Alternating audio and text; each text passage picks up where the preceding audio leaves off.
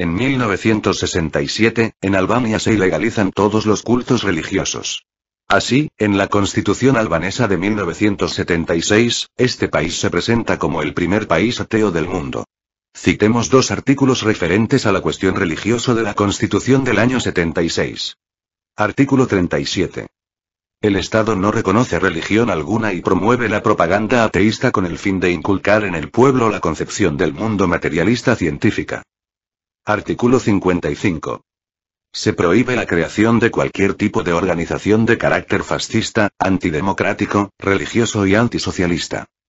Están prohibidas la propaganda y las actividades fascistas, antidemocráticas, religiosas, guerreristas y antisocialistas, así como la incitación al odio nacional y racial.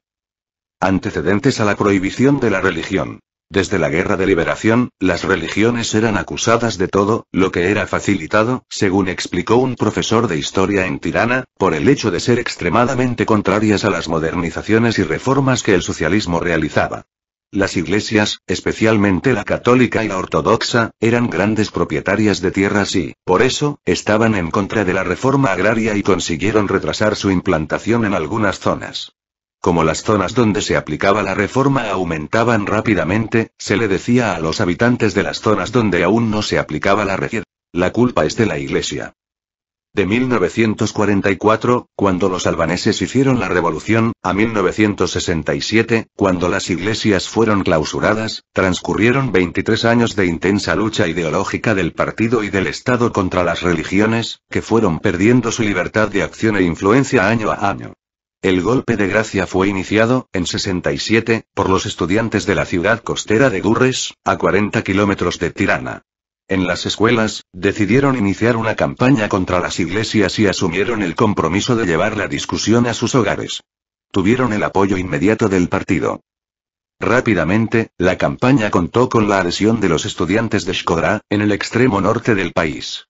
Manifestaciones de todo tipo comenzaron a sucederse por todo el país, ganando rápidamente la adhesión de los obreros. El eslogan central de la campaña, que se escribía en los muros, era: «Queremos las llaves». Poco después las iglesias comenzaron a ser invadidas.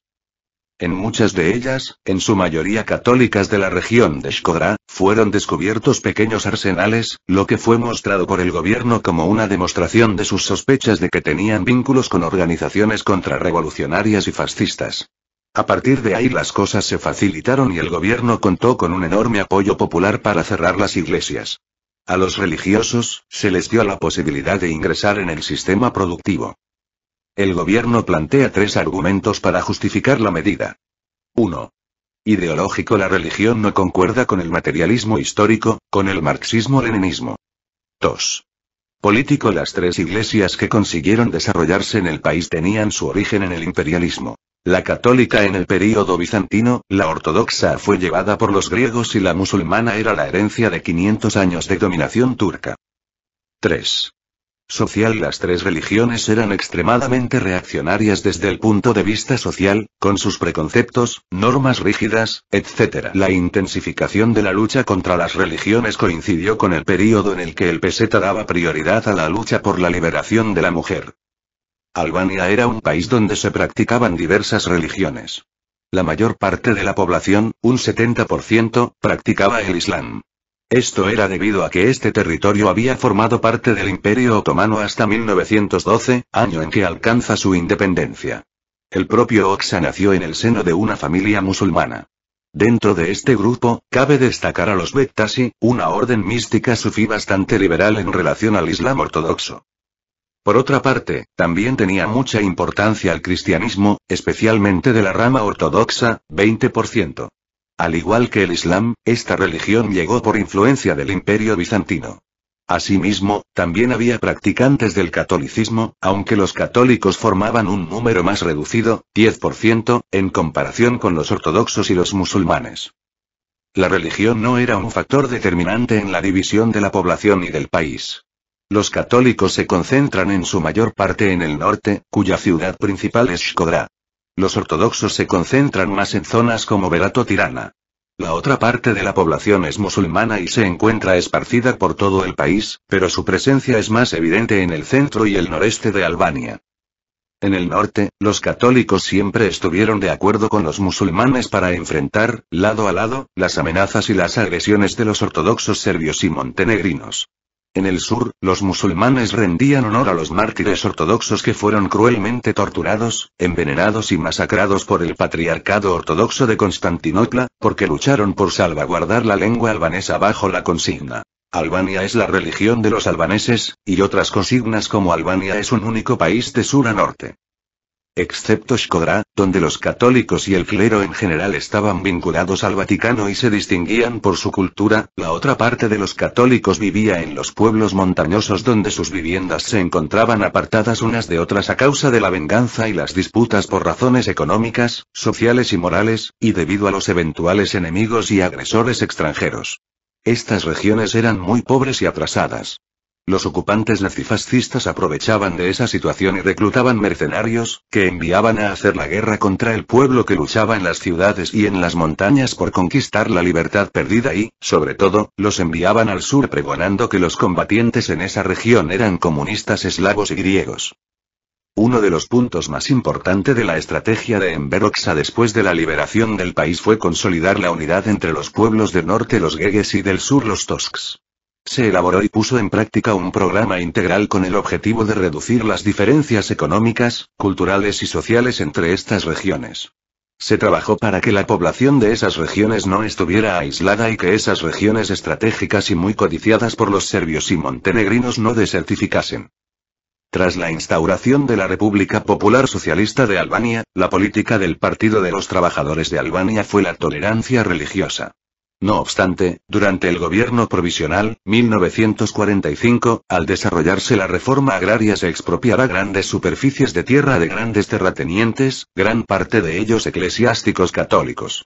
La citada reforma nacionalizó prácticamente todas las propiedades de las iglesias, incluyendo los inmuebles de los monasterios, las órdenes religiosas y las diócesis. Durante la guerra contra los fascistas italianos, Hoxha no había ocultado su animadversión hacia los líderes católicos, a los que acusaban de congratularse con los invasores. En 1946, Hoxha escribe acerca de la posición negativa de los eclesiásticos con la reforma agraria. Invocando la iglesia y a Dios, ocultaban su actividad criminal. Incitaban a los campesinos a que no recibieran la tierra, porque no era suya, que la tierra era de Dios, que Dios los maldeciría y otras patrañas por el estilo. Pero esto no es todo, porque bajo esas consignas fraguaron actos criminales contra el régimen y contra el pueblo e incluso comprometieron a algunas personas simples e ignorantes. Obras completas, t.i.p. 667. No obstante, Hoxha en ese momento apostaba por la libertad religiosa.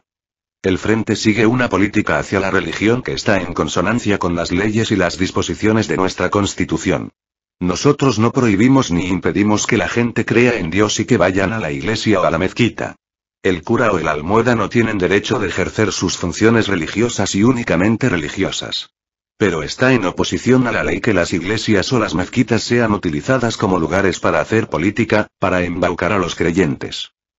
Los curas o los almuédanos, que son ciudadanos igual que cualquier otro ciudadano de Albania, gozan de libertad para tener sus puntos de vista políticos, pero son responsables de sus actos políticos al igual que todos los ciudadanos de la República. Obras completas, t.i.p. 667. Esta postura no es muy distinta a la que adoptó la Unión Soviética, Cuba o Corea del Norte, a pesar que los dos primeros se autodenominaban ateos originalmente para pasar luego al término laico. El artículo 124 de la Constitución de la URSS de 1936 dice lo siguiente. A fin de garantizar a los ciudadanos la libertad de conciencia, la Iglesia en la URSS está separada del Estado, y la escuela, de la Iglesia. Se reconoce a todos los ciudadanos la libertad de culto y la libertad de propaganda antirreligiosa. ¿Qué implicaba el ateísmo de Estado albanés? No era ilegal tener creencias religiosas, podías creer tanto en Alá como en Cristo, sino las prácticas religiosas que llevaban a cabo un sacerdote cristiano o musulmán. Por este motivo, todas las iglesias y mezquitas de Albania fueron clausuradas. El número de edificios religiosos clausurados en Albania fue de 2.496, 2.169 mezquitas y 327 iglesias. Todos ellos fueron transformados en museos, teatros, centros deportivos, etc. Los sacerdotes tuvieron que abandonar sus puestos e integrarse en la vida civil. Más de 200 clérigos de confesiones diversas fueron encarcelados, otros muchos fueron obligados a buscar trabajo en la industria o la agricultura. Cabe resaltar el Museo del Ateísmo en Escroga, en cuya entrada estaba acuñada la célebre frase de Karl Marx: "La religión es el opio del pueblo". La mayoría de las piezas expuestas eran armas y documentos que intentaban mostrar la relación de los religiosos con la lucha contrarrevolucionaria o desmitificar santos supuestamente milagrosos, cuyas imágenes, en exposición, en el pasado echaban sangre o cosas similares. También se puede encontrar lo siguiente: pruebas de la corrupción de la Iglesia Católica, estampas de la Inquisición, alusiones a Galileo, la figura del santo Próspero, que en otros tiempos sangraba, imágenes de eclesiásticos junto a los invasores italianos o alemanes, etc. A los albaneses nacidos durante la etapa socialista nunca se les enseñó religión y crecieron siendo ateos o agnósticos. Por otro lado, los antiguos cultos paganos característicos de las zonas rurales no fueron prohibidos, ya que eran considerados como algo propio del país y no algo traído a través de conquistadores. Teresa de Calcuta visitó la Albania comunista en 1989. Finalmente, en 1987, 2 años después de la muerte de Oxa, su sucesor Ramiz Alía permitió la celebración de cultos, aunque dentro del ámbito privado. En 1989, este recibiría con todos los honores a una monja albanesa, aunque residente en la India, llamada Agnes Gonksa Bojaxiu, más conocida como Teresa de Calcuta. Esta fue a llevarle un ramo de flores al mausoleo de Enver Hoxha.